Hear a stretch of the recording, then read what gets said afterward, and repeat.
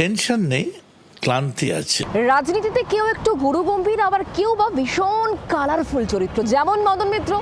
মদন মিত্র কেমন আছেন, মদন মিত্রের মুড কেমন, কামারহাটি কেন্দ্রের প্রার্থী কি বলছেন দেখুন।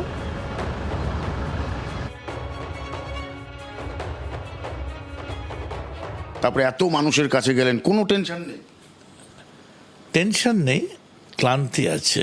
সেই ধরনের টেনশনের তো কোনো কারণ নেই। এরপরে আর কি কাজ বাকি রয়েছে? আমরা 4টে সার্ভিস কমিশনের সেন্টার করছি, সার্ভিস কমিশন পরীক্ষা দেওয়ার। সেখানে এই বড় বড় অ্যাডামাস বা যারা, তাদের সঙ্গে একটা টাই আপ করে তারা যে রেটে করে, আমরা সেখানে প্রায় বিনা পয়সায় আমরা তৈরি করব নতুন ছাত্রছাত্রী, যারা তুড়ি মেরে সার্ভিস কমিশনে চাকরি পাবে। আন্তর্জাতিক মানের সুইমিং পুল করার একদম বিটি রোডের ওপর ইচ্ছে রয়েছে। মোট 8টা মাঠে ফ্লাড লাইট লাগিয়ে আন্তর্জাতিক মানের খেলাধুলো, ফুটবল, বাস্কেটবল, ভলিবল এগুলো আছে।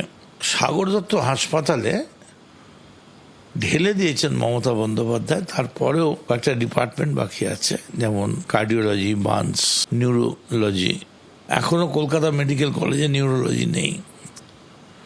ফলে এমন করে সাগর দত্তকে সাজানো যে এখানকার লোক আর কেউ ডানলপ পেরোতে চাইবে না।